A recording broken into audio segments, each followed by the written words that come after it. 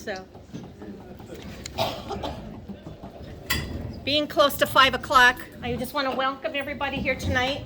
We've got our 5 candidates that we will be voting on in the upcoming city municipal election. We have 3 candidates for the mayor position. We've got Matt Barnes, Stasia Hilkmeyer, and Michael Wall. And in Ward 1, we have 2 candidates running for the council seat. We have Kathy Evans and Nathan Boots. We have 2 other terms that had expired. They ran unopposed. Pat Dalzell and Art Pedersen. And he was in Ward 3. Pat is in Ward 2. There is a 1-year term in Ward 3 that no petitions were filed, so there is an open seat there. The election is April 12th for the city residents. Our polling place is at the Beeler Center from 7 a.m. to 7 p.m. So we always encourage everybody to get out and vote. And just a reminder, we ask that you turn your cell phones down or off. If you have questions, you can turn them in up here. We'll try to get in as many as we can. We will take turns in rotation. We're giving each of the questions 4 minutes to answer, and if needed, we can have a 1-minute rebuttal at the end. Our first, just going to go down the line and have you basically introduce yourself and tell why you are running for your office. All right, I'm Nathan Boots, and born and raised here. My family and I live here, and I would just like to be more involved in the community, and I figured this is a great start to figure out how all this works and actually try to contribute to the town a little bit.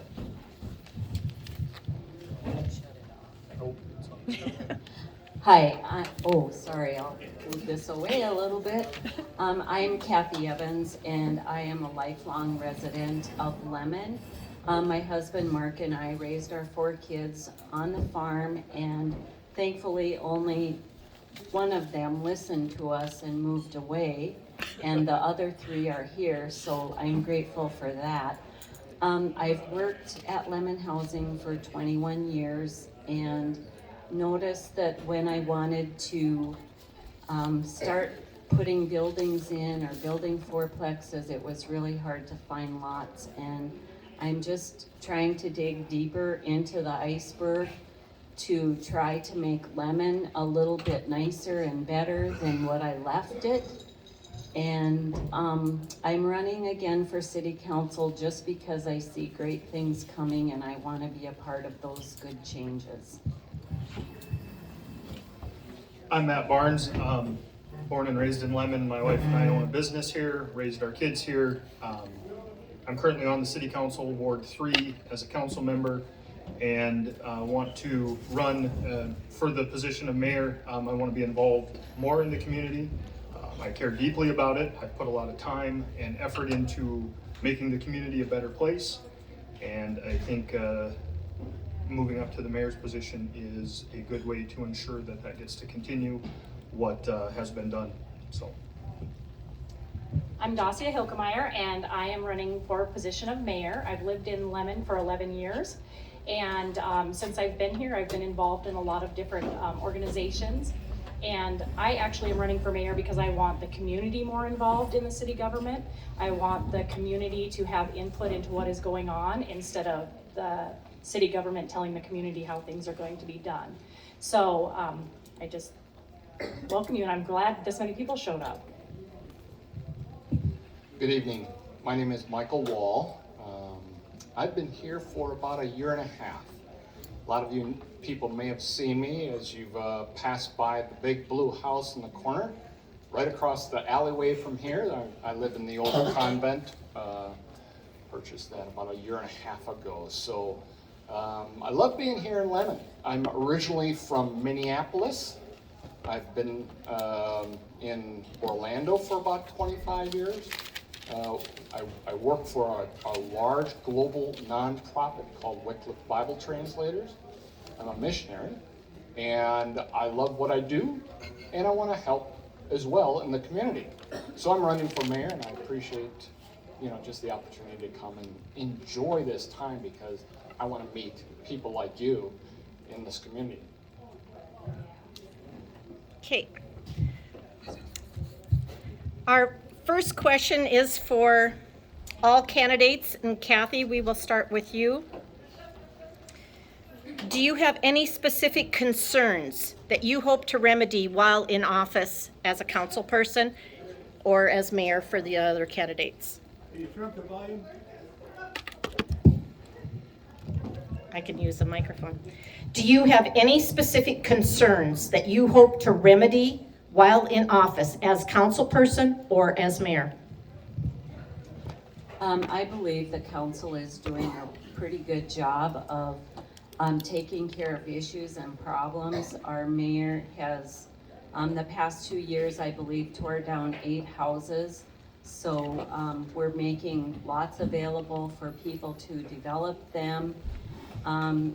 The street committee, I believe, does a really good job. We are getting a new sewer system put in part of the city blocks, and I am on the sewer committee, and I am willing to work with our residents of Lemmon to come up with more creative ways to make it more fair and equitable for everyone to pay for the sewer projects.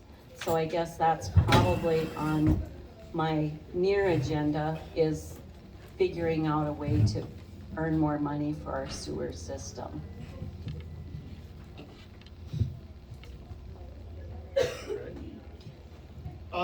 I don't know that I necessarily have concerns. I think the city overall, the last decade or so, has been run in a pretty good direction. It's taking care of the things it needs to take care of. It's addressing issues as they arise. Obviously, like everybody else, I would like to see property taxes be decreased, and we do that by increasing the number of businesses we have in town that bring in more sales tax revenue, and also developing all the empty lots or dilapidated buildings that we have, putting them back on the tax roll and make them become part of the taxes, which decreases all of ours as a whole. So that's probably the biggest concern, but certainly isn't the only one that is there. But I think the city's actually doing a pretty good job of taking care of everything as it needs to. There are a few things that we can address as they move forward. One of the concerns that I am most passionate about is the lack of housing in Lemmon and the amount of people that we need to bring into this town in order to fulfill all the jobs that the businesses here have. If you listen to the radio or look in the newspaper, every day you see people advertising for jobs. Unfortunately, it's hard to bring people to town if there's not places for them to live. And so that's one thing. When I moved here, it was very hard for me to find a place for me and my family to live.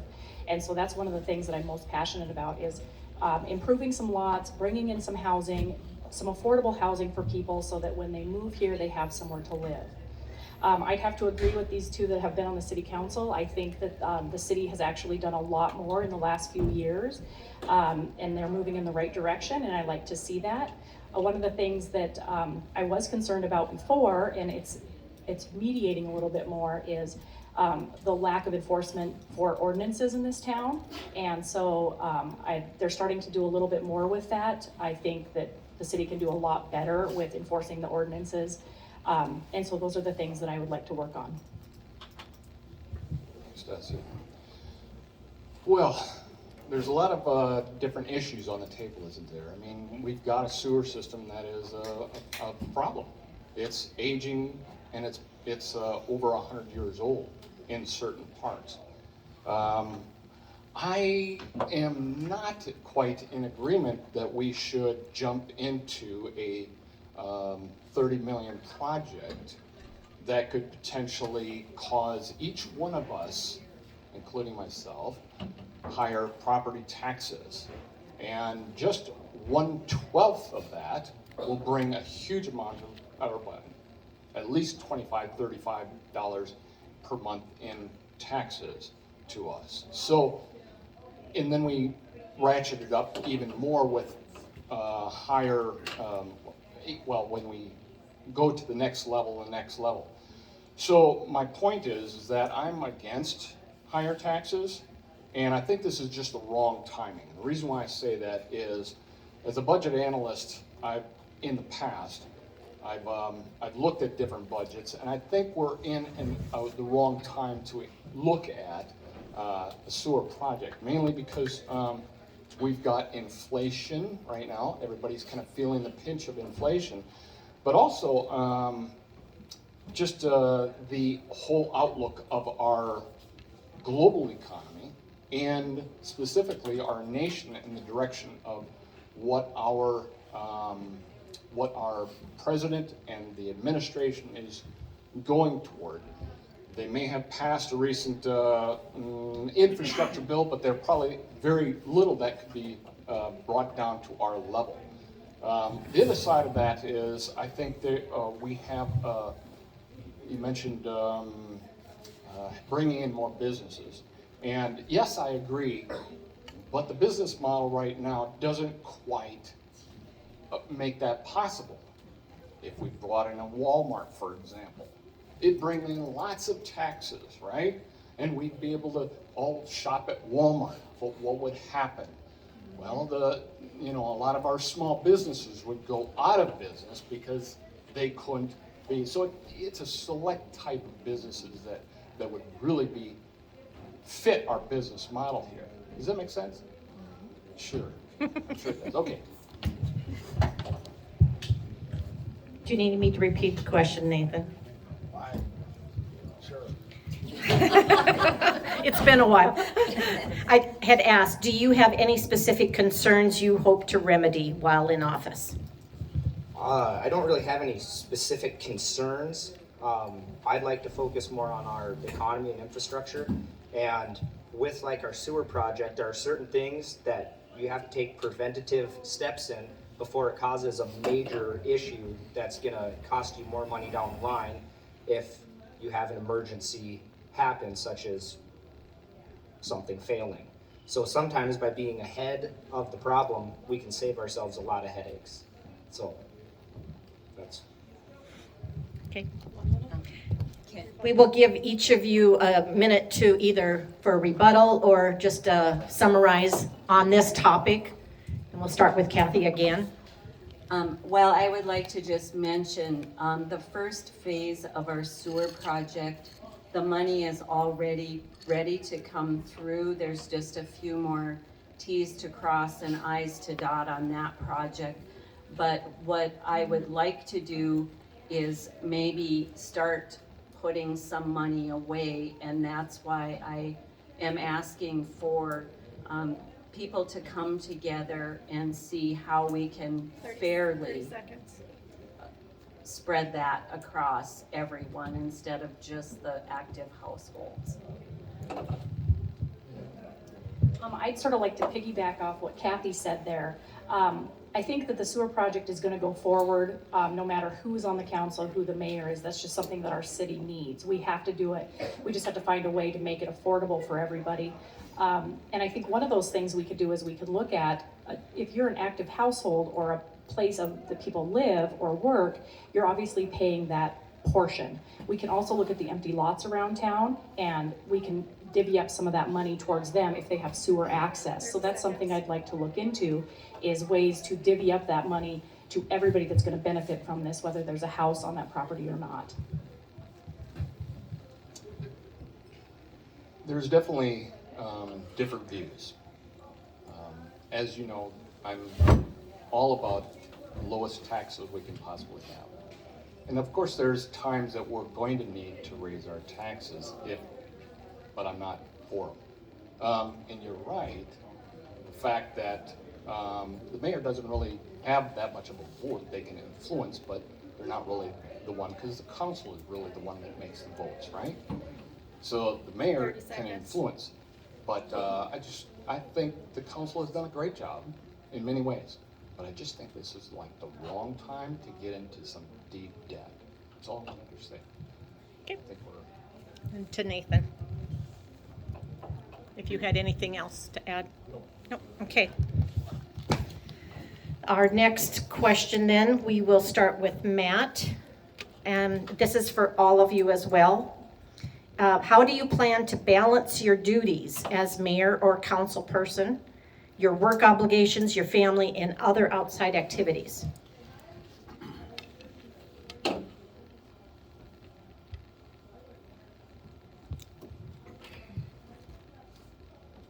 For myself, I've been involved with numerous things pretty much the entire time I've lived in Lemmon from 2008 on, and I've always found time to make it work.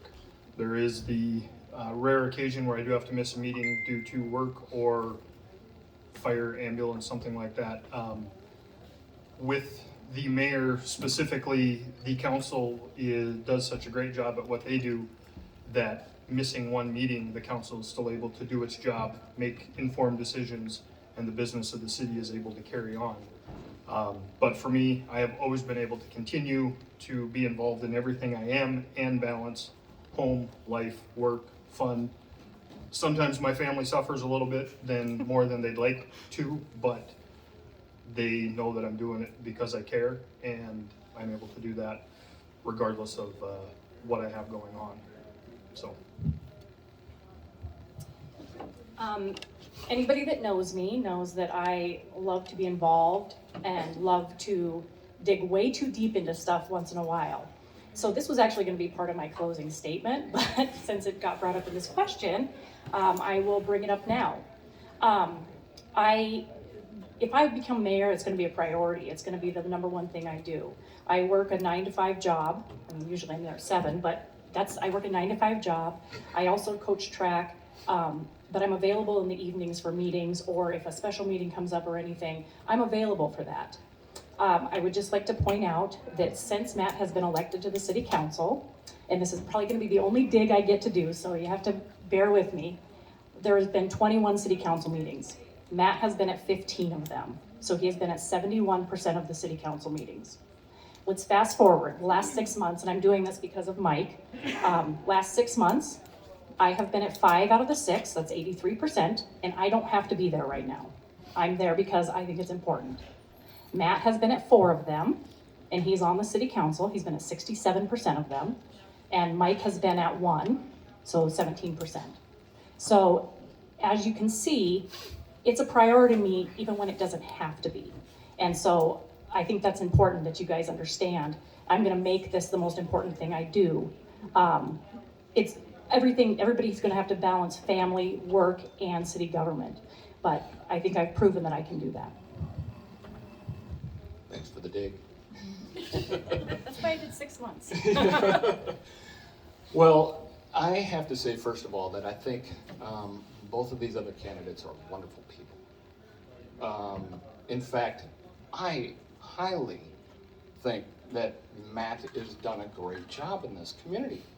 And he has a great track record. And I commend him for that. And it's hard to balance all those things, especially with the job you have.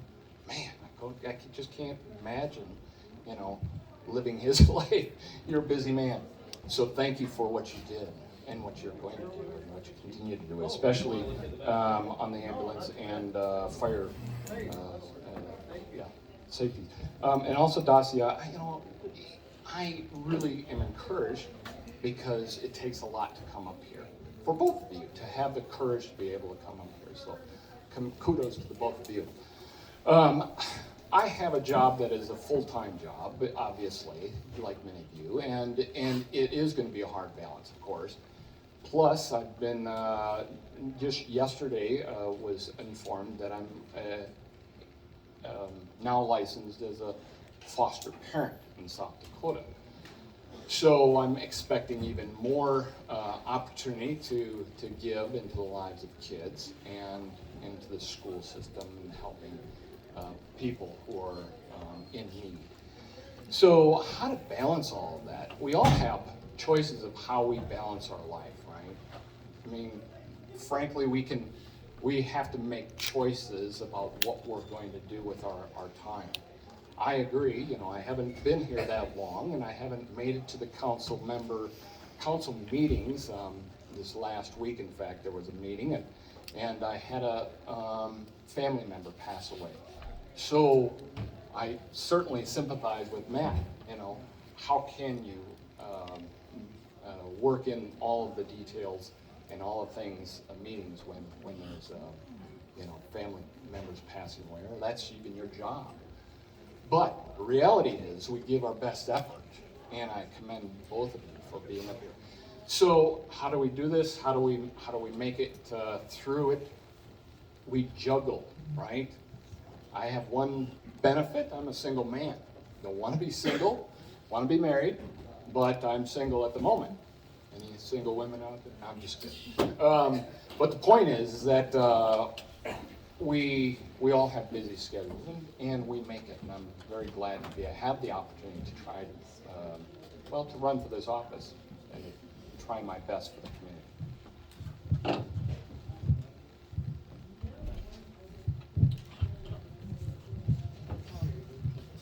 Can you repeat the question, please?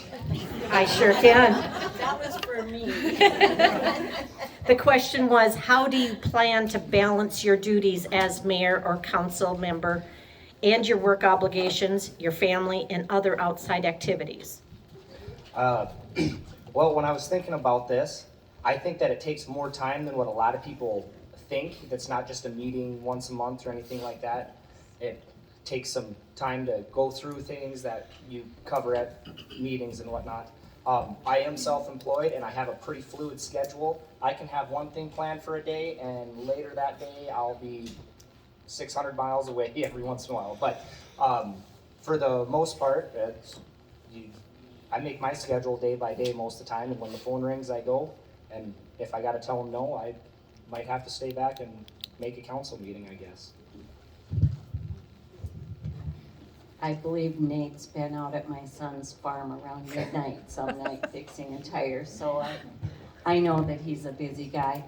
I guess when we moved into Lemmon off the farm, I found myself needing to do more because I would go home at night and there would be duties at the farm. Not that I was, doing manual labor or anything, but I was always helping out and pitching in, and there's always more work at the farm. And I guess I like to be involved in my community, and I love where I live, and I just wanted to make Lemmon a better place. And I felt like and there was a vacant seat on city council, so I decided to just be bold and put my name in to be on city council. And I've enjoyed what I've done, and I hope that I've made a difference. Maybe to some people, I've been a little bit abrasive because I am passionate about housing and having nice homes. So it's just very important to me that everybody lay their head down in a nice home. And if you come into my office sometime, you'll see a sign on my wall that says just that. So anyway, I guess I hope that answers the question. I already forgot it. Okay. And we'll go back to starting with Matt. If you have 1 minute, if you have a rebuttal or summarization of your answer. So. Sure. I will admit I have missed a few meetings. All of them have been either because I was taking care of a family at my job or taking care of someone in the back of an ambulance, which I'm guessing they would appreciate having that service in Lemmon. So I have not missed meetings on purpose. They have been due to something either I volunteer with or my job. The mayor's position will always be top priority, but so will my job. And having as good a council as we have makes it to where if the mayor is unavailable, business can still be done. I'm still available by a phone 24/7. I answer it all the time. Ask my wife, she'll tell you that. So if anything needs to be discussed, I am available even though I might not be strictly in town.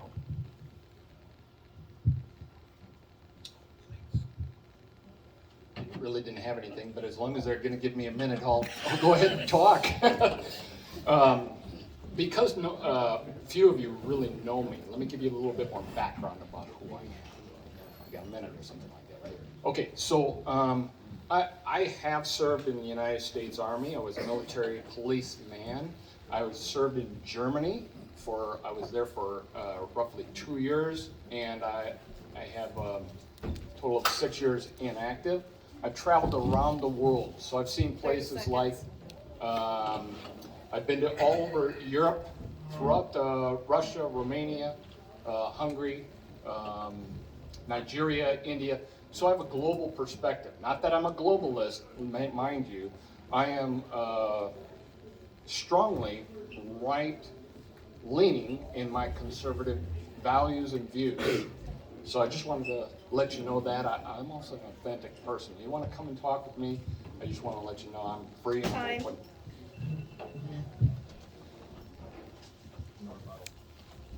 No? No. Okay, we'll move on. This question will begin with Dacia, and this is also for all candidates. The question is, recently during a council meeting, Mayor Pino discussed the possibility of removing the ward restrictions for council members. Would you be for or against such action, and explain why? When I heard about that, I was sort of on the fence. I wasn't sure exactly how I would take that. I think it's important to have council members from your ward to represent the area that you live in. But at the same time, as you can see, there was a couple people that ran unopposed, and there was actually even a vacant spot because both Matt and I are running for mayor, and we both live in Ward 3. So there's a vacant spot right now. So for the ability to have people to run for city council and maybe have good people run for city council, people that want to do it, there's a restriction where you can only have 2 from each ward. So I think there's a positive and a negative of both, and we definitely have to look into what those are and how it goes. I mean, however the law, whatever the city council decides, we just have to make the best of it. My next. Okay. You are. 4 minutes. What, 4 minutes, okay. Mm-hmm. Well, the reality is that you're right. It's hard to receive or have more people come on and in those boards who are qualified or who want to even come into those positions. So I agree with you. The other side of that, well, the reality is I agree with the ward, not the ward restrictions, but to take them off. I think it's important that we get quality candidates for the council, no matter where they live in Lemmon. That's just my thought.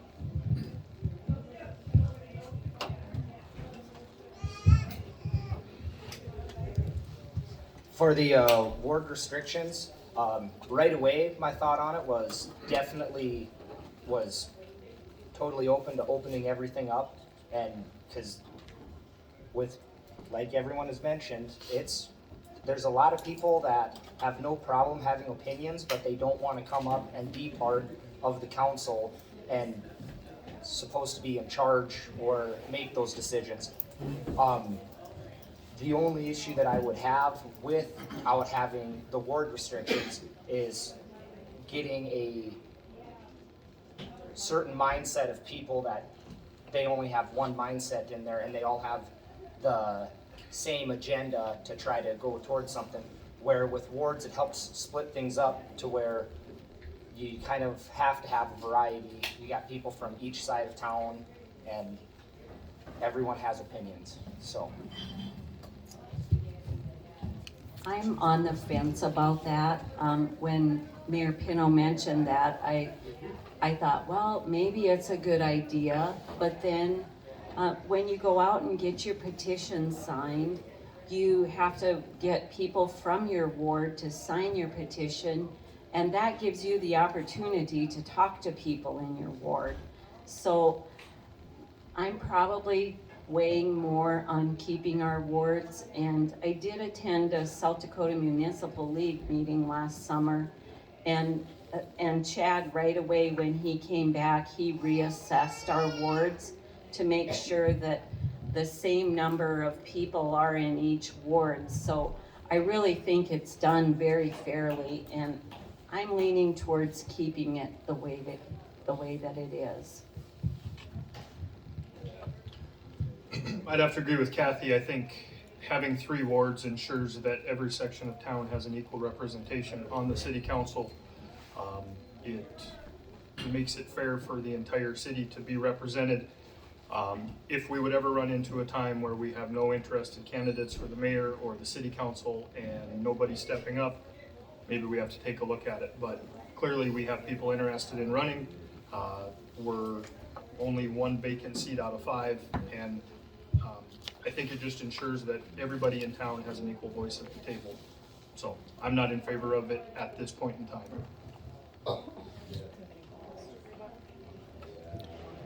Do you have anything, Dacia? No. Okay. So it's. You want to my come back? turn, right? Yeah, but go to Michael. If you have 1 minute for rebuttal or summarization. I don't. Okay. I Okay. can always talk if you want. It will be unless anybody else has nothing. There's an open mic here. Okay. Okay.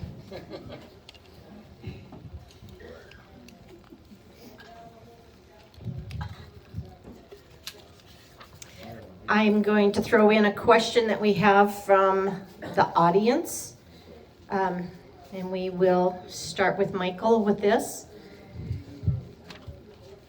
The question is, how do you plan on handling the enforcement of the city codes, the fines involved for having junk or nuisance property? Good question. I know that's a concern.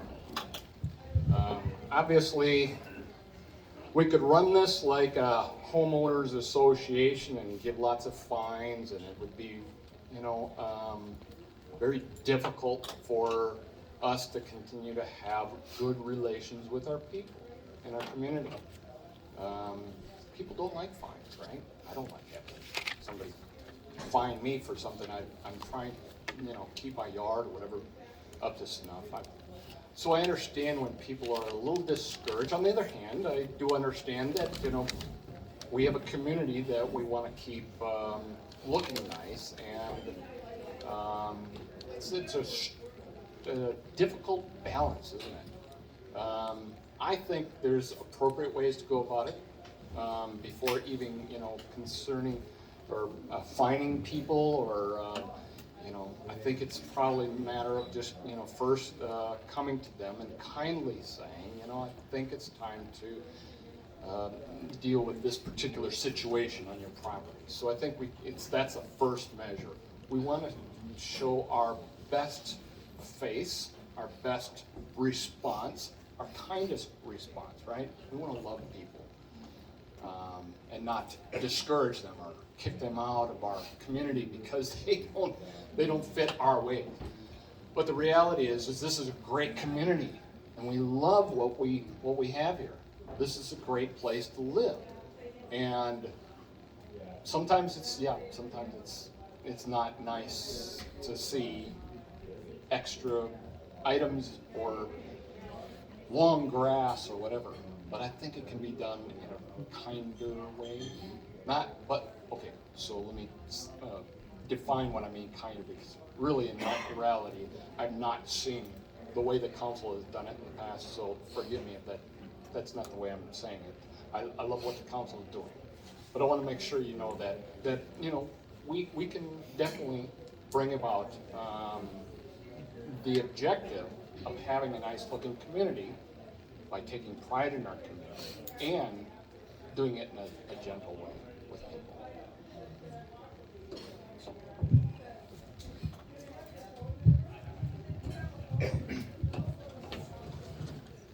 This is one of the biggest subjects that's every single year, it always has to be covered, and it also seems to ruffle the most feathers around town.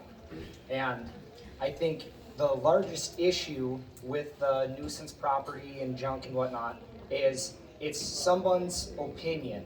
And when you take one person's opinion against another person's opinion, it is really hard because everyone's heard the term, one person's junk is another person's treasure. Now, it's hard to draw lines in the sand on that stuff, but I think Lemmon has done an excellent job already cleaning up from when I was on a bicycle riding around town we don't have near the amount of houses sitting around empty. I think we've been doing a good job as a community in whole. The ordinances, I would have to look farther into it, but I believe a lot of the ordinances are already in place. I don't feel that we should have to shove a bunch more laws into the code books to try to fix this. We've done stuff like that before, and it's made differences. So that's, I guess, where I stand on it. So Quite a few years ago, the city adopted a building code. I believe it was called the 2012 International Building Code, which is already in effect.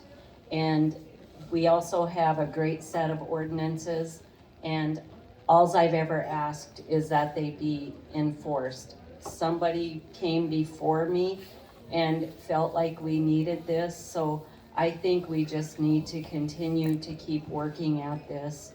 And yes, it does create hard feelings.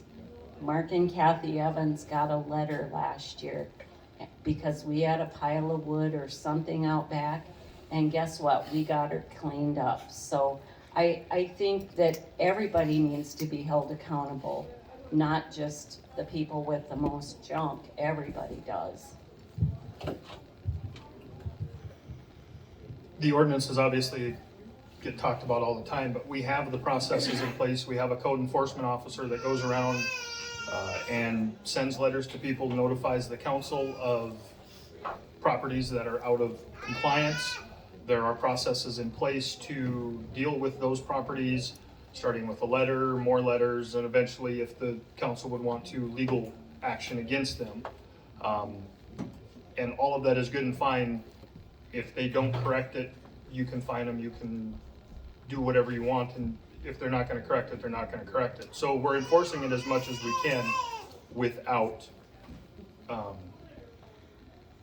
any action by the city as far as going directly into the property. Bottom line, we're still working with people. We're still dealing with people.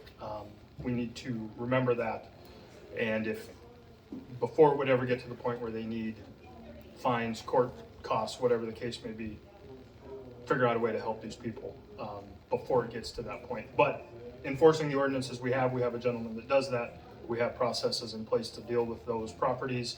And we've done a great job of cleaning up what we have, and the ones that have not been dealt with yet are still being taken care of. So that's all we can do. I'm going to sort of piggyback off what both Kathy and Matt have said, and that there are ordinances in place. I was part of a small community action group, and I look around this room and I see some faces in there that were a little bit upset about how the ordinances were handled, or actually the lack of handling that they had. We've had ordinances in place for quite a while. Like Kathy said, they adopted them a few years ago. And you can go to them and they're online, or you can ask the city. I have them sitting at my house on my kitchen table, actually. I look at them all the time. Like I said, I do a lot of research. So I was part of this community action group, and we said something has to be done differently, because it was sort of picking and choosing. Like Nathan said, who picks what's trash and who picks what's treasure, who picks what's garbage, who picks what's not garbage. And so we, as our little community action group, actually went to the ordinance committee, and we did a small presentation about how we think it should be handled with using a processes in place instead of picking and choosing. And for those of you that were not there, the mayor left halfway through, and they decided to not listen to the rest of our presentation. So we never did get to present our whole story about what we thought needed to be done. But since then, they have hired Mike Olson, and he is going more by the book. He's using his ordinances. There is a process in place. And if you don't agree with the letter that you get, there is actually an appeals process. If you want to know any of this, I would be happy to tell you everything you can do, because I've looked at all of it. But there is an appeals process. So if you say, this is not trash, this is my treasure, there is a way that you can go in and say, this is what I want, and people will help you. There's all kinds of people here. I got a letter also, the same week Kathy got a letter, and I had some people from this room, actually. We got together and helped each other clean up our yards so that we could rectify that problem. So I don't think the city council wants to beat down on anybody and just fine people. The fine is actually probably the last thing they're going to do. So there's a lot of different things that you can do. And there's a lot of people you can ask for help. So if there's something that you need help with your yard cleaning up, mowing your yard, getting stuff back to code, there's a lot of resources for that out there. Okay, we'll give each of you a minute if you need it for a rebuttal or other comments on the nuisance property, and we'll start again with Michael. I don't have any other comments.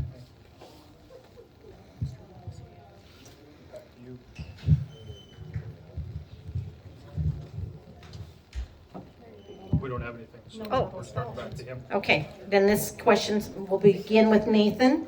Again, we've got a question from the audience. Are you against the legalization of cannabis, and are you concerned about how this affects Lemmon? Why, thank you. Well, you're welcome. So I think there's a lot more to it than just saying yes or no to legalize it. I myself would not, I don't believe I'd be affected by the decision of it. I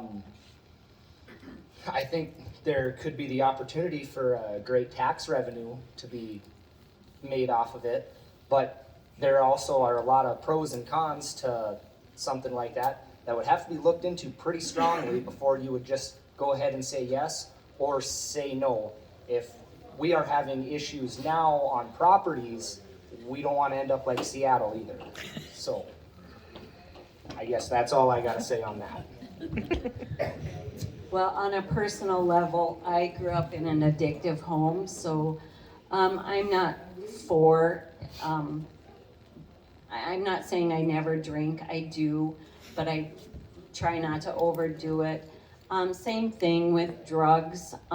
It just leads to more addictive things, and I attend safe communities a lot, and we talk about that a lot there, about how marijuana is a gateway drug for, not for everyone, but for some people.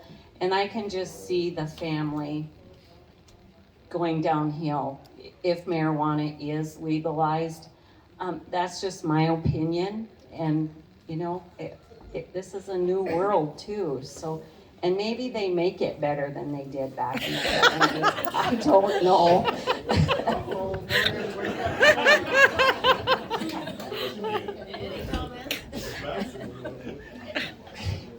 I'm going to say my personal opinion about it does not impact anything that, as the mayor, would have to be done. The state of South Dakota, the citizens have spoken. There are laws put in place for licenses and for dispensaries and growing places, facilities. All of that has been put in place. My personal opinion does not matter. The laws are there. If people who are requesting or wanting to get those licenses are following the rules of the state, then my opinion is not relevant. The state has spoken. So. I am in favor of legalizing cannabis. I voted for it. I think that it has to be done correctly. It's sort of like the people here, just because you're sitting in the bar does not mean you're going to drink a beer. So it's one of those things that we need to take advantage of the situation. We all know people here smoke pot, so not here, but in town, I should say. We know there's people do it, so we might as well make the tax benefit off of it. If you looked into the law, which I did, when it was written, there's so many specifications of how many plants you can have, how many like if you are a grower, you have to go through all these regulations. So there's so much information out there already, and like Matt said, if the state already does it, we shouldn't be against that. We should use what they have in front of them in order to make it work in our town, if that's what we decide to do. So there's a lot of regulations and everything on it, and I think that if you are fighting against it, all you're doing is fighting against the tax money that you could get off of it. Thank you. Well, this is a sticky subject, isn't it? All I can say is this, is that I come from a conservative view, so I'm not in favor of legalizing any kind of marijuana use. Now, having said that, let me tell you why. I did grow up in a destructive, dysfunctional family, just like Kathy herself admitted. And I've seen the destructive nature of drugs in a family and what it's done to my brothers and how it tore apart our family. So I definitely don't think it's something that we should introduce or keep in our community. I think it's probably on the law that we don't, it should be, if it isn't, that we shouldn't invite it into our community. Why? Let's look at, for example, the fact that we've had suicides in our community, right? Every person in this community is valued and valuable, and I believe that they have great potential in them. That means that we should be encouraging them, and if they're caught up in a drug use addiction, they should seek help. They absolutely should find someone to be first honest with and say, hey, I'm doing this and I'm feeling that this is really not a good direction for my life. I had to make those choices when I was young. How can I get out of this? How can I be able to survive? Because what drugs and alcohol does, it suppresses your ability to think clearly. It also suppresses your ability to rule your emotions.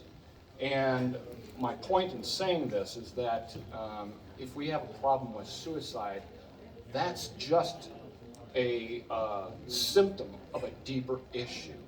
And I want to encourage everybody here that if you know of somebody who is struggling with their own thoughts, please go find someone who can give you some help. And the person or different people I can suggest is some of the pastors here in this area. There's a great men's group, for example, up at New Hope, and they'd love to encourage you to come and just get to know. So there's other pastors as well, Spencer Allen, and some of the pastors like TJ Shockley. Fantastic people. I don't know all of them. I haven't been to all of the churches, almost all of them. But I would suggest if you find that you are in a situation where you are just desperate and you're thinking, my life isn't worth it, I want to encourage you, no, take a look, ask somebody, tell them you're thinking those thoughts, and then go ahead and find somebody who cares, because people do care for you. I'm looking into the camera because it's not just the people here in this room, but 30 seconds. there are people in this community that desperately need to know that people love them and care about them. And I just wanted to bring that up, that I think it's very important for us to come around other people in our community. Okay, we'll start back with Nathan. If you have 1 minute each, if you've got any other closing comments on the cannabis issue. I guess I have one more comment. I am all for medical marijuana. I believe that people who are in great pain, whatever they can take to make their life more comfortable, I'm all for that.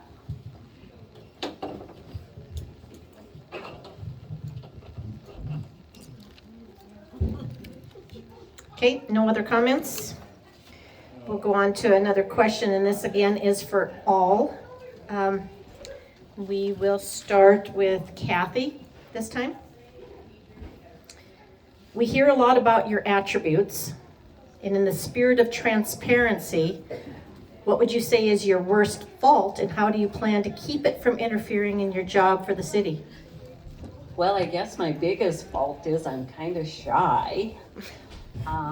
And I don't always have the exact words that I want to say. Sometimes I can be abrasive, and I don't mean to be, and I try to always be kind, but sometimes I do let emotions get in my way at times, not always, because of the things that I am passionate about.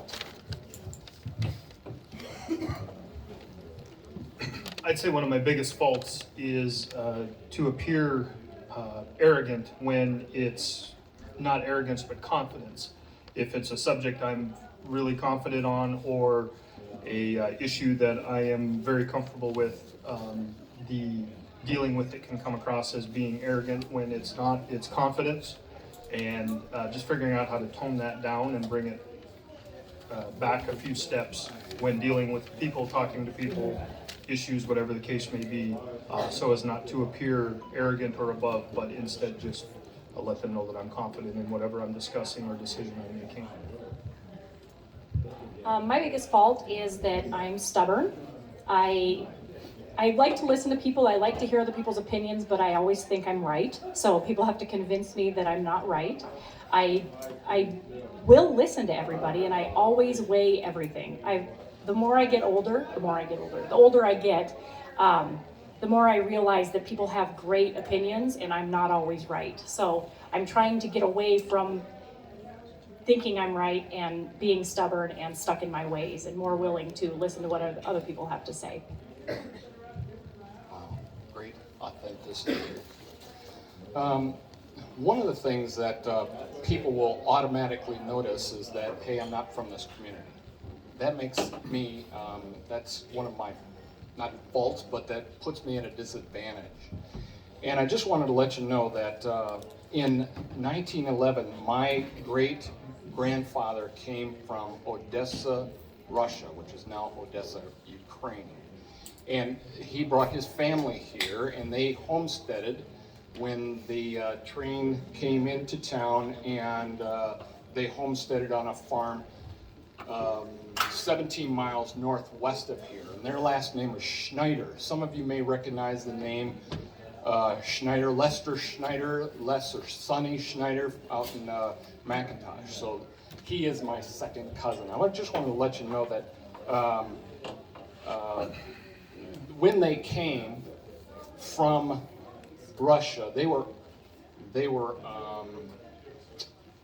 forced to leave because of the Bolshevik Revolution. Very much what's going on, it's a repeat of our family history.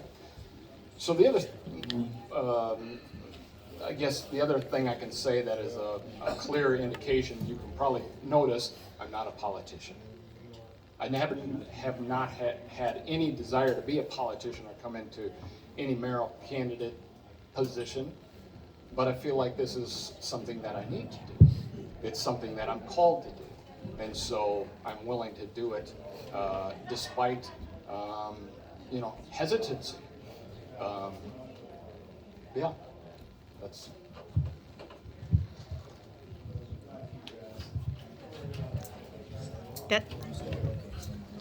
That started with Kathy. If you have any other closing comment? I still have to talk. Oh, I'm sorry. Do you want me to repeat the question? No. You have to tell us this. I would say one of my biggest faults is sometimes I bite off a little bit more than I can chew, or I underestimate the project at hand. I don't feel that I fail miserably that often when I do that. And I also have a hard time making a decision when I don't feel that I know both sides or know a lot about the situation. So on certain things in the council, I would probably tend to ask more questions on if I don't understand something or want to know more about how this works or that works. And so, yeah, I guess it takes me, sometimes I hesitate a little bit and before I can make a decision, so.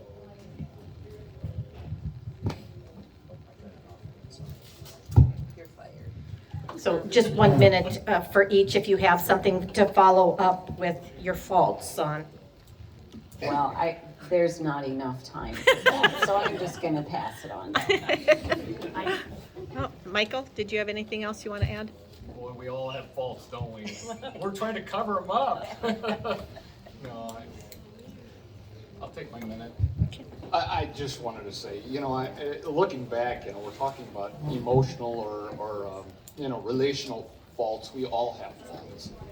And no matter who you put into any of these positions, they're going to show weaknesses, right?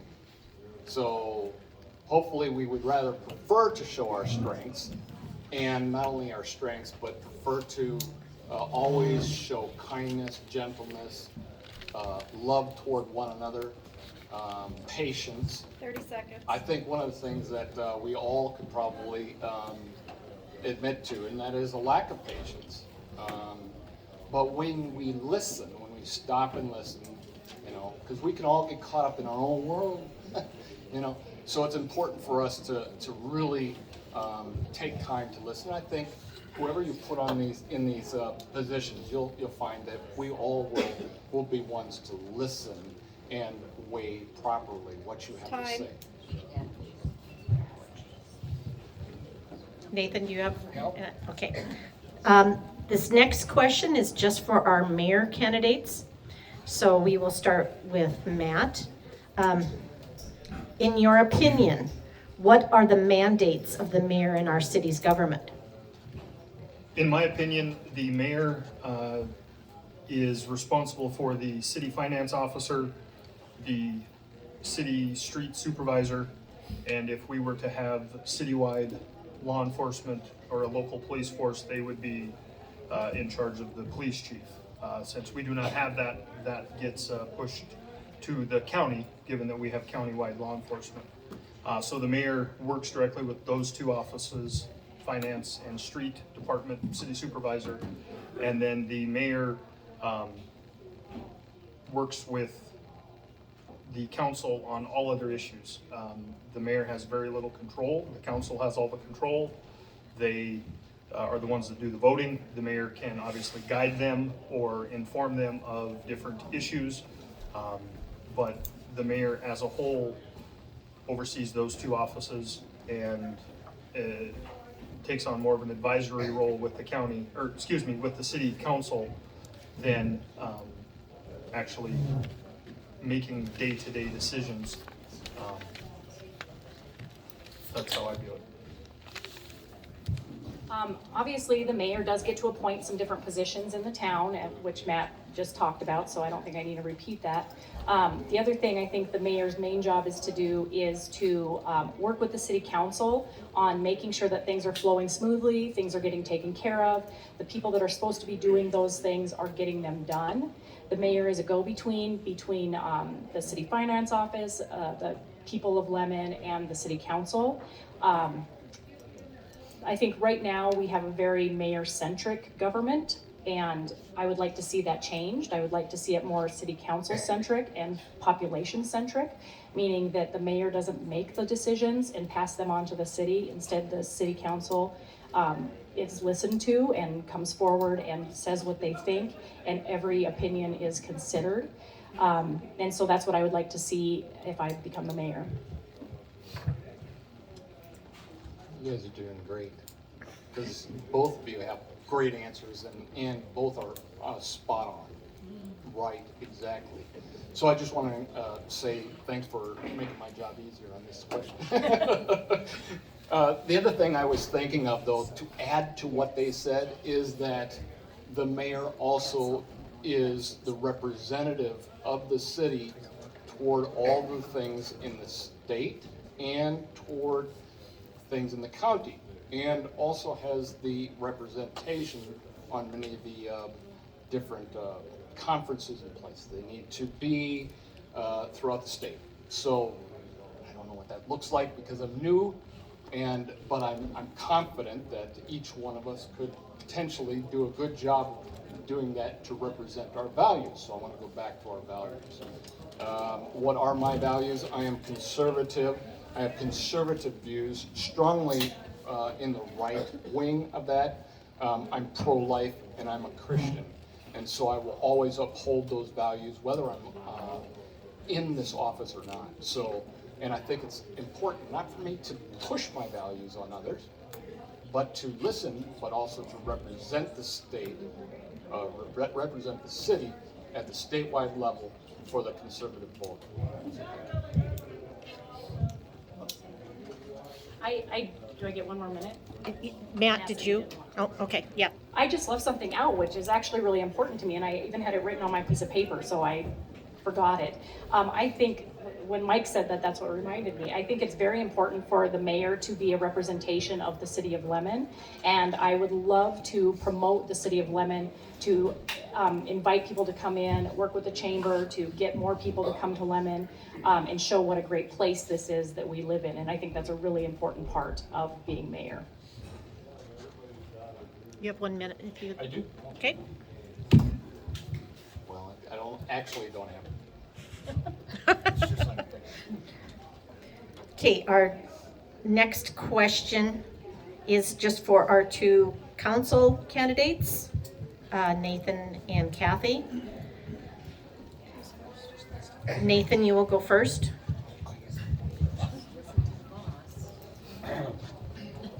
It's not going to be a hard one. Do you have any specific committee needs that you would like to serve in on the council? Committee needs. I think basically they wondered if There's a lot of different committees. there's a lot of committees and what your interests are, what you would need to do or what your interests are there. Okay, well, if we could focus on, small town, shop small, a lot of us that are in town, own businesses in town, can employ people in town. That would be one of my focuses, is to try to keep people in town and circulating the economy in town. The infrastructure, I really support infrastructure so it doesn't go totally to heck. And with the infrastructure, that'd be as far as sewers, streets, that kind of stuff. And I guess that's it. In my years on the council, I think I've stayed on the same committees, but if elected, I think I'm going to choose some different committees to be on. I've served on the ordinance committee, and for 18 months we met and we went through the whole ordinance book, and I'm so thankful for Tim Pelkoffer. He was our record keeper and our typist, and he kept us all on track. So I would like to get off of that committee and move to others.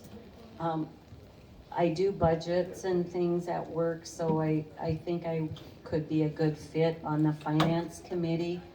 And I also, I do enjoy being on the property committee, but whatever committee I'm put on, I'll do the best I can.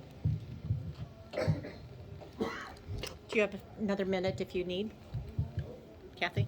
Nope. Nope. Okay, we'll move on to our next question, and this is for all candidates. We will start with Dacia. The question came from the audience: do you have any legal convictions that would affect your service in the city? No.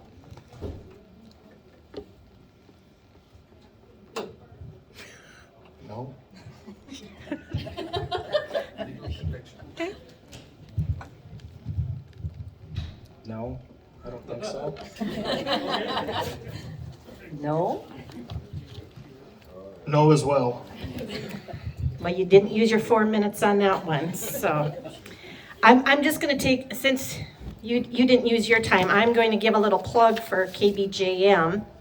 All of these candidates have went into KBJM and have interviewed with Mike.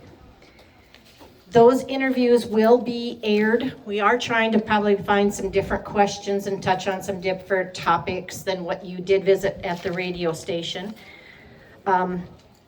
Mike plans to air those interviews on Saturday, April 9th, during the 11 o'clock hour.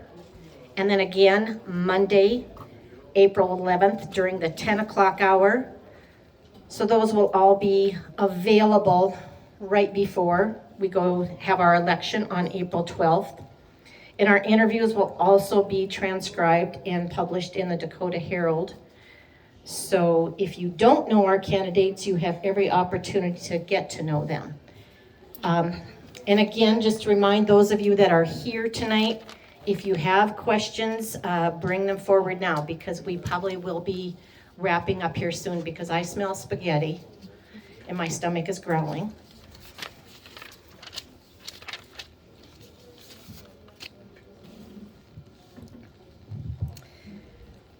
Our next question will start with Michael. Might be a little repetitious of what we've had and already covered, but the question was, what leadership skills do you possess that will effectively serve you in the role as mayor? That's a great question. Hard for me to think of that one right off the top. Wow. In the past, I've led my own nonprofit. I worked at a nonprofit helping widows. I formed this nonprofit organization down in Orlando, helping widows who are in poverty, and I had a board of directors there. So I'm not without leadership experience, but I'm looking forward to what I can do on the board, or as a mayor, I should say, to lead them in a direction that would be appropriate, to encourage them and to let them know that we all have weaknesses, we all have strengths, and I think as we work together, it's just a matter of building not just camaraderie, but consensus, and continue to work and function as they have. I'm very proud of our council and what they've done in the past.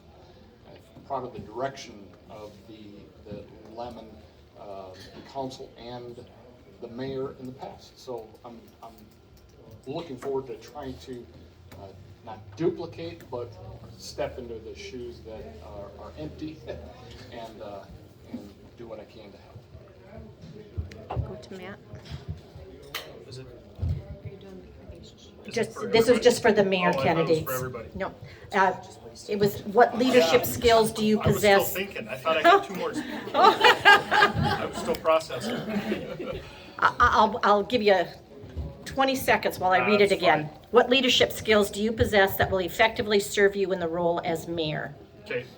I guess first and foremost, most recent, being involved with the ambulance, the past year and a half, I've been the president of the association.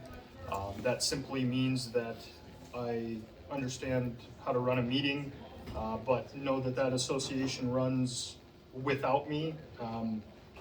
My leadership has been, I can be part of a group that gets a lot of good things done when people are not concerned about who gets the credit.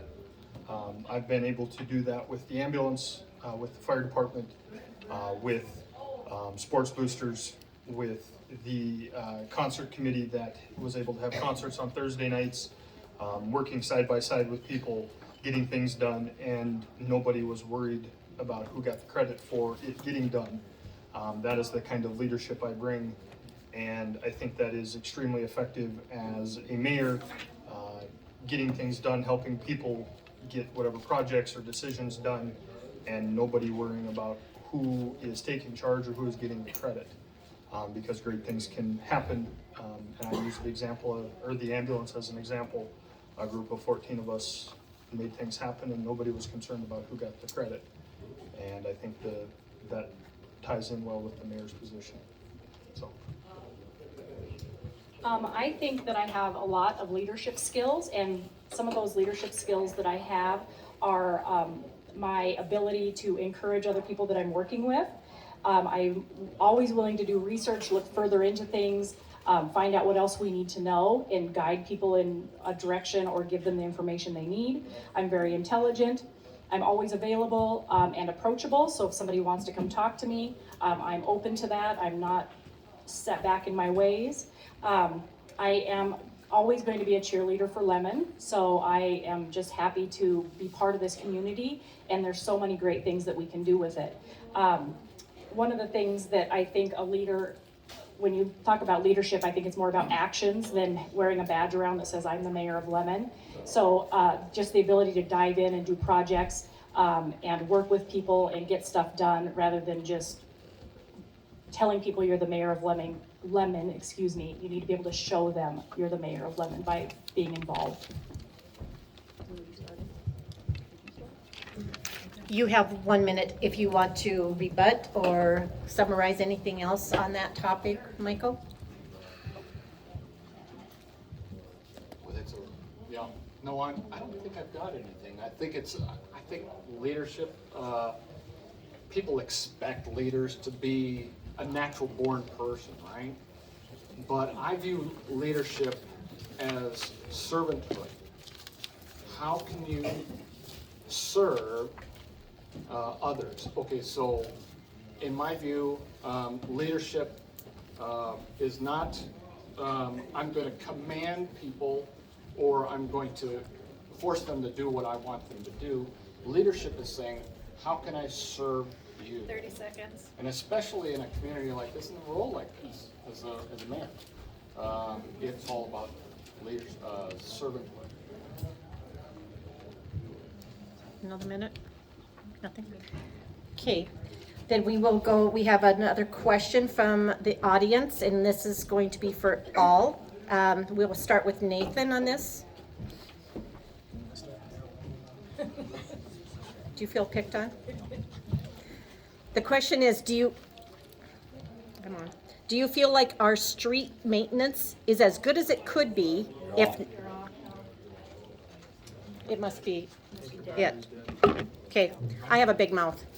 Do you feel like our street maintenance is as good as it could be? If not, what is your plan to address and improve it? Well, I think the song is mine. Okay.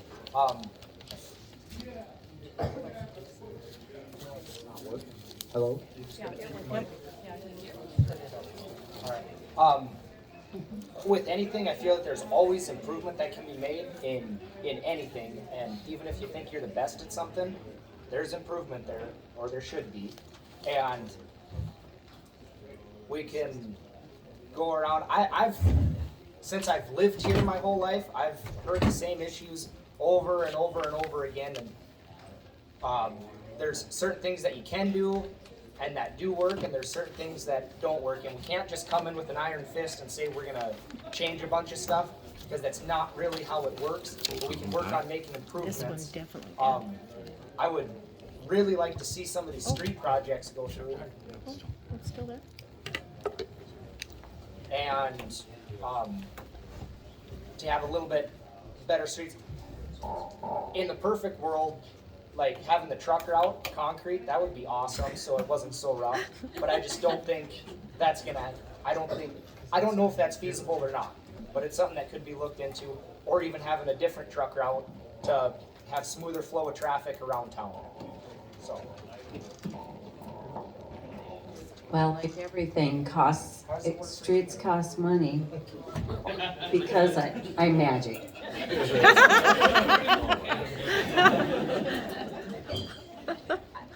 I would like to drive on, oh, there it went again. There we go. I would like to drive on smoother streets myself, but all of that costs money. And no, I don't like going through all the dips in Lemmon, but there again, that all costs money. So we have to give a little, take a little. Remember, we don't like high taxes, so I'm all for spreading the tax burden, and that's with getting more housing in Lemmon. I would have to agree with Kathy. The streets, unfortunately, they are what they are based upon what our budget allows. If we wanted to increase or make what streets we have better than they currently are, that all comes at a price. And if you're not one who wants to see taxes get raised to pay for that project, then you have to ask yourself where we can cut from our current budget or take from there to put into the streets, for instance. And that also comes at a price. You're going to lose something to get better streets, or you're going to have to pay a higher tax to offset the cost of increased expenses on the streets. So with what we have, I think I think the city crew does a very good job with the budget they have. We can always do more, but it does come at a cost. Okay, I'm just gonna talk really loud because this going in and out is bugging me. I think everybody's touched on the main issues here is everybody wants to see better streets. In a perfect world, we'd all have great streets and every street would be equitable. Looking around at the faces in here, every single one of us has a different quality of street that we live on, whether it's the one that's been chip sealed this year, whether you live on a dirt road, whether you have curb and gutter or you don't. So I think one of the main things that we need to do is look at where in this town is it most important to do street improvements and focus on those. It's not gonna be done in 1 year or 2 years when we are on the city council. It's not gonna happen that quickly. But we will have to reevaluate the budget and look at where we can get some of this money in order to fix the streets that we have right now. I don't know if you wanna try to yell or use that. Well, let's see if it works. Can you hear me? No, I can tell it's You don't not have working. anything on the signal. There you go. Okay, this is working. Maybe, kind of. Let's give this a try, and it's not working either. Okay. Well, when I moved here from Orlando, Florida, I spent 25 years in Orlando. Crazy things are happening in there. You know, they've got this growing, and they're always building new roads. Here, I can understand it's a little different dynamic, right? Absolutely everything they've said is true. I was shocked when I came here and saw that, hey, these are chipped and it's not a paved road. So I test, does it work? Nope. Yeah, it does. Yeah. Hello? There you go. Okay, and so, I agree, it's gonna come at a price, but where's that money gonna come from, right? If it were quickly and easily available to us, it would have already been done, right? It would have already been done. In fact, the sewer system would have already been done if that money was available, but it's not. And so, the key part about this is, I think, like Matt and Dotsie and Kathy and the others have said, yes, it's gonna come little by little, and it may not be what we always have. So, are we gonna have streets, perfect streets? No. It's just gonna be something that's gonna happen in Lemmon. But I trust the people on the maintenance that they're doing the best they can with what they've got. And I'm very proud of what they're doing, so. Nathan, if you have a minute, if you have anything else you want to add, or?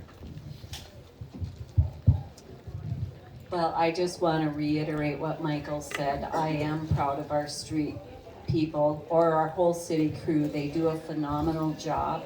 And as far as snow removal, emergency, anything, they do a great job, and kudos to them.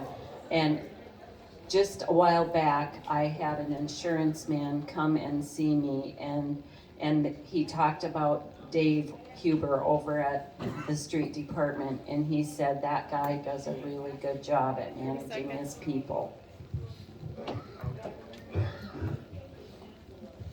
Okay, we're going to take our last question, and then after that, we'll move into closing comments. This is kind of an interesting question. I like it, and we'll start with Kathy. What is your vision for Lemmon 10 years into the future, and where do you hope we will be?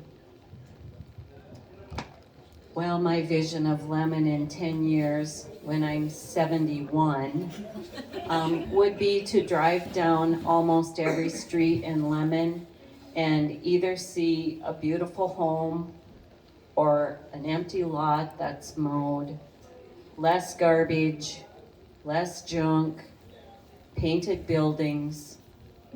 That would be my perfect vision of driving through Lemmon. And like I said earlier, I want to leave it better than when I found it, and that's my goal.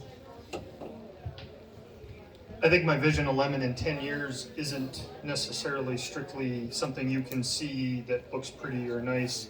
It's having an economy that is still continuing to grow, businesses on Main Street, people moving back into town, the ability to sustain what we currently have, for infrastructure and school and fire and ambulance and city parks and keep everything the way we have it now. And if it doesn't maintain where it's at, grow it.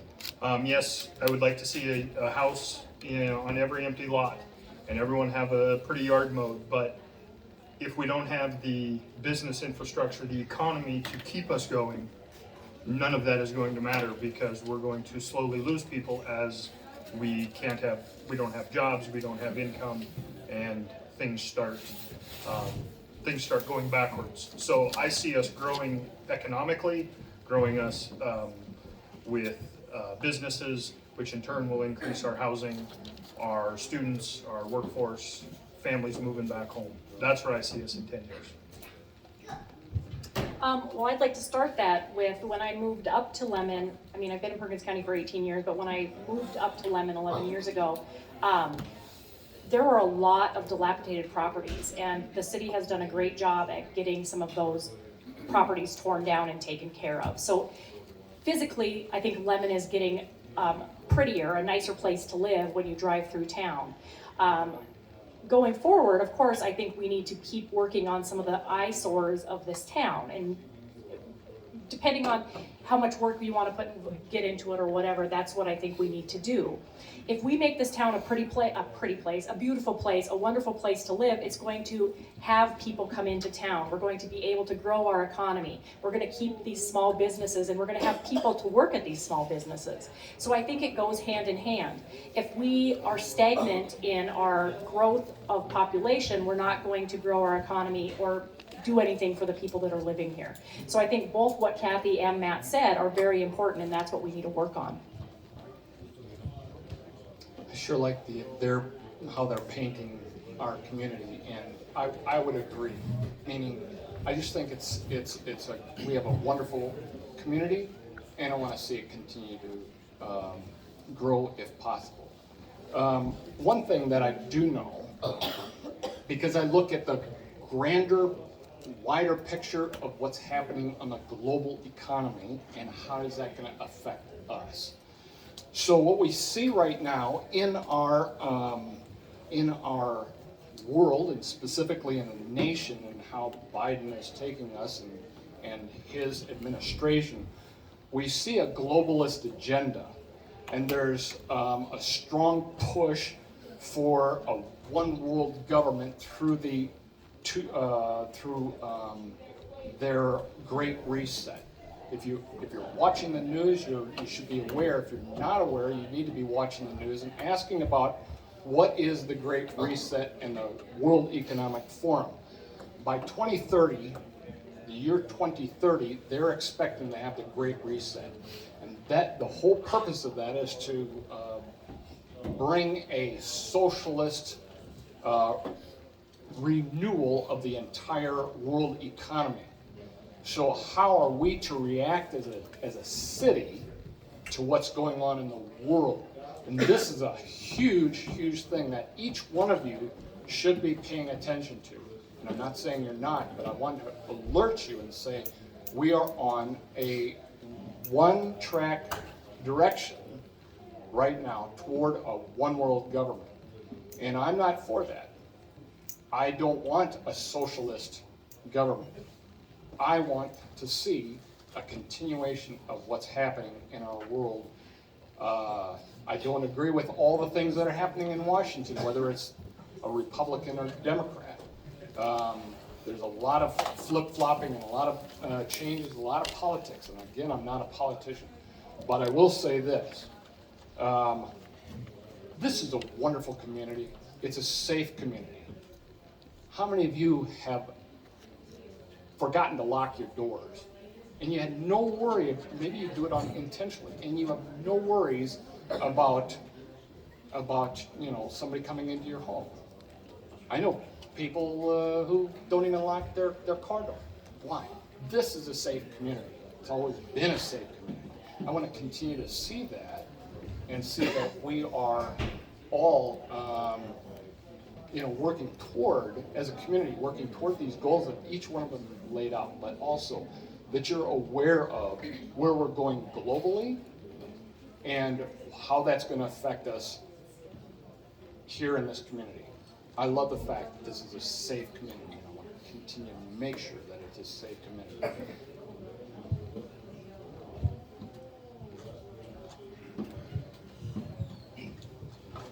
Where I would like to see Lemmon in 10 years is every business still in town with more employees, more businesses than we have now, and with a healthy economy comes the housing market. I've never seen anyone go buy a $250,000 house and then look for a job, unless they already have the money to be there in that spot. So one of the good ways to solve our housing problem, I guess, that we run into is if we have a good economy, people are going to come in for a job, and whether or not they have to start out with a starter home and fix it up, put some money into it, and they can upgrade through, which we have plenty of opportunity in town to do that. There's a lot of cheaper homes that could use a little bit of elbow grease to them. And I'd like to see a lot more younger families like me coming into town, having kids, supporting our school system, and the same great, tight-knit, amazing community that we have here. Okay, we started with Kathy. If you each have a minute if you want a rebuttal or summarize any other additional comments on the vision for 10 years in the future. Yeah. I just have one quick thing. I love the idea of new jobs, new business, but without housing, we can't bring any jobs. Just this last week, I got 2 phone calls for 2 professionals that want to come to Lemmon and can't because there is no housing for them.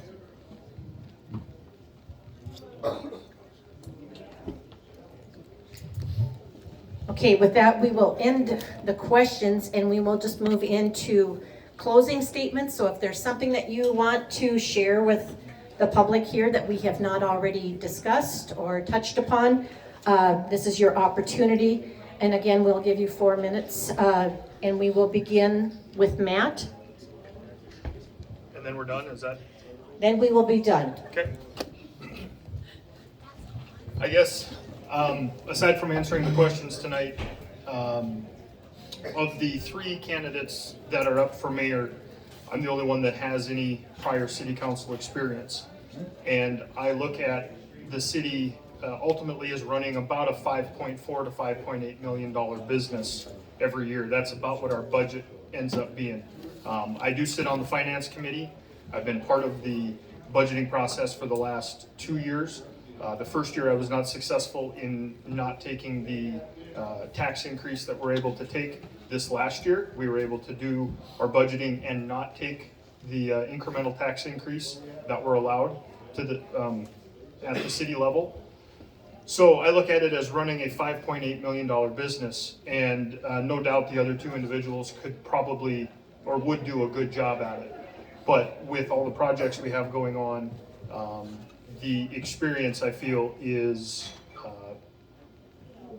what is needed in that office. Neil did a wonderful job for 14 years. Having somebody that has some experience with the council, with how the city handles its day-to-day business, I think is important. And I think that's what I bring that the other 2 aren't able to at this time. So I would like that to kind of be the last thing that I say is with a $5.8 million business. Sometimes on-the-job training might not be the best, and with the projects we have, I think that's the time to consider that. So thank you, and I thank everybody for coming. Heck of a turnout. Like Matt said, I don't think there's any dumb people sitting up here, so I think, you know, that way we're qualified for the job. I think I'm the best candidate for the job because I'm willing to look into everything. I'm willing to learn, and I'm a very quick learner. So where Matt has experience, I've also been at city council meetings. I might not go behind the scenes and do that stuff and meet in the little groups, behind the scenes, but I'm there when there's a meeting. I'm there when there's stuff going on.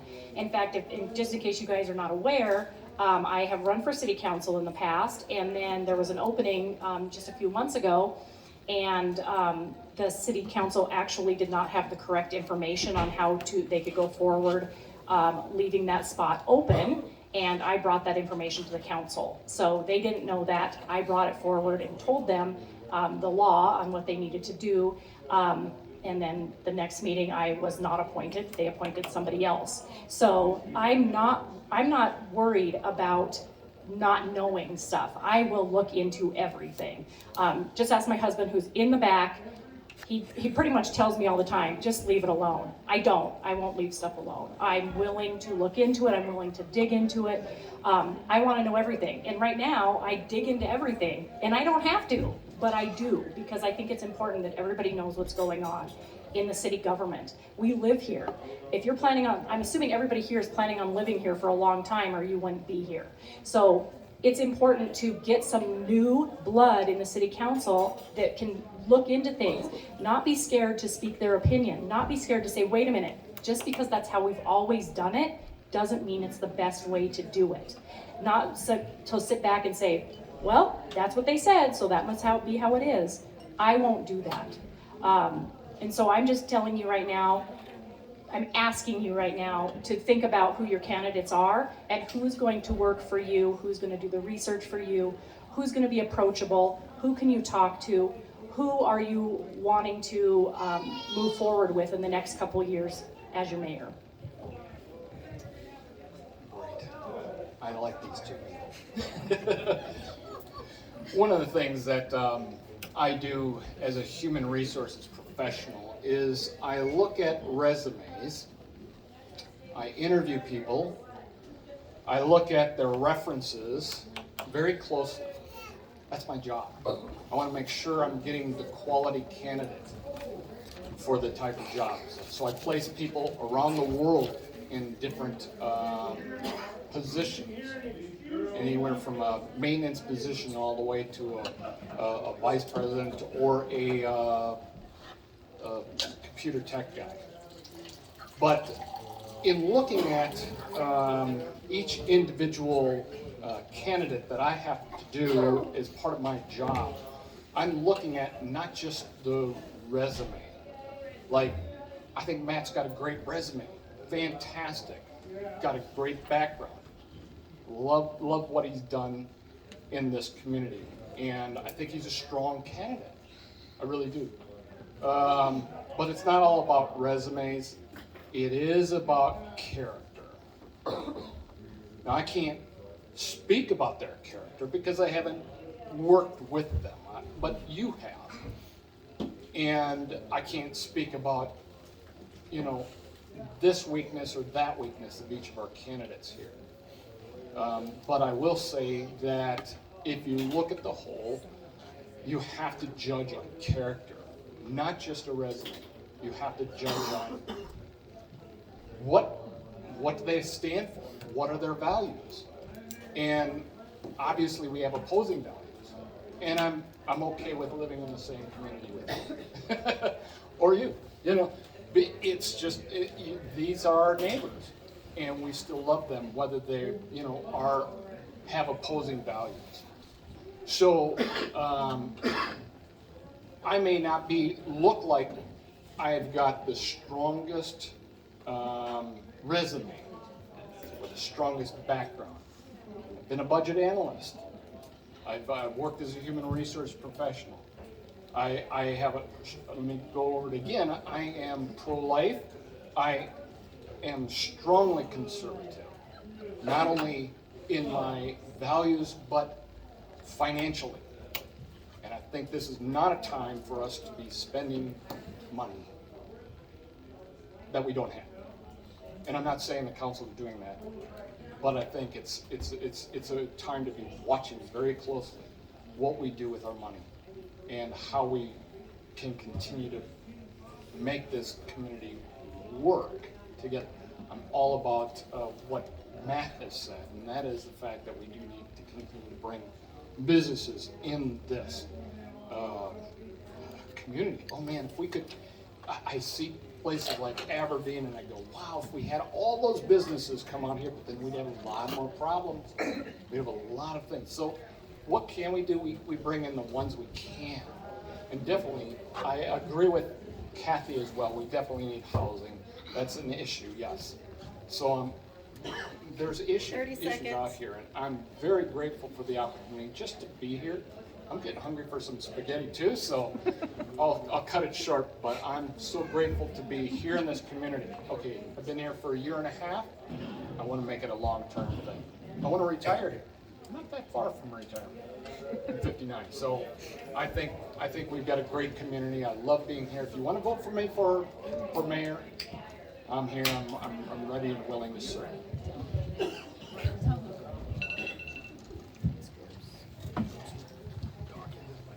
All right. So when I came back to town, I started my own business from nothing. I wasn't given an opportunity. I had to go out, go to the bank, pitch them my plan. The first time they said no, it's not going to work. No one else has made it work. And for some reason, I made it work. And I'm hiring if anyone's looking for a job. But I feel that I'm the type of person that can look at something and figure out a way to make stuff work sometimes. And when we do that, we can make a lot of good things happen for our community. I don't always look at stuff the exact same way as other people do, but that's not always a bad thing. So I would like to help keep the community growing and bring in more opportunity for other people, other families, and businesses. Thank you. Back when Jill and Josh Anderson moved out of her ward, her seat was vacated, and Art Peterson was selected to fill her seat, which left me the only woman on the council. And I believe that women bring a good mix. We're all able to vote now, last I knew. So I would like to see some female representation on the council. Sorry, Nate, but Nate is a great guy. And for that reason, I do have experience. I'm still learning. Every day I learn something new. I want to brag about myself a little bit because I have a pretty good track record in housing. We were just given $1 million worth of property in December, so I believe that speaks for itself. And I'm willing to help the city again for 2 more years. I just want to add one thing. I think that it's important, no matter who you pick for your mayor and your city council, you need to think about people that are going to be willing to work together, because that's what is important going forward, is we need to work as a group. It doesn't have to be one person's opinion and nobody else's opinion. Everybody is equal, so everybody's opinion matters. And also, the people of Lemmon, your opinion matters. You need to speak up, talk to your council people, talk to your mayor. We're a tiny community. There should be no reason you're worried about what somebody's going to think about your opinion. So come forward, be part of this group.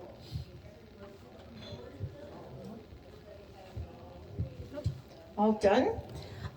Just want to thank all of our candidates very much for taking the time tonight and coming out, as well as making the commitment to run for a city office. It doesn't just end here tonight. And I commend you. I mean, we have constituents who have been in here and have experience, and it's nice to see new people step forth and be willing to do civic duty as well. So we do have a good mix. And like Dacia said, you all have an opinion. And on April 12th, that's your opportunity to speak your opinion, place your vote. And so I just remind everybody to go out. And I would like to give big thanks to the Legion Post 66 for being the host site for our candidate debate tonight. The SAL is serving spaghetti. They're not charging, but they do have a free will offering, and the proceeds from this will be going to the Jorn Johnson Medical Fund. Those that don't know who Jorn is, that is the son of Bill and Crystal Johnson. Bill used to be our chief of police here. He is now a deputy with the county. Their son has been doctoring, and they did finally diagnose that he does have a brain tumor. So he will be going through treatments. They will be doing a lot of travel time. So feel generous. You know, anything that you can help put in the bucket will be going to a good cause. And last, before we close, I would like to have the SAL Commander, Anthony Fike, come up.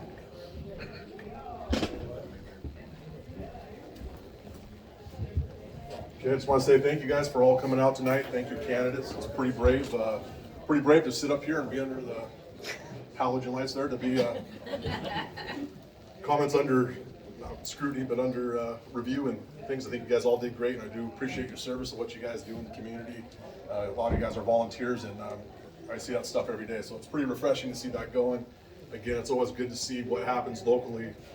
It's always lost in hopes, I guess, when it comes to on the national side of things. It's good when people just talk things out and learn from each other, and it's great that you guys all have the spirit to improve Lemmon. And I thank you guys. We got over about 50 people here tonight. That's saying something about the community here and how much people care. So I thank you very much. As Keita said, we are doing that for the Johnson family, for that benefit there. So I appreciate it. If you guys can stick around and enjoy the meal. It's gonna be pretty good. Can't really mess up spaghetti, but they put a little something extra on it. So enjoy, and thank you, Keita, for moderating, and thank you, KBJM, for transmitting out to the masses. So thank you all. Give a round of applause.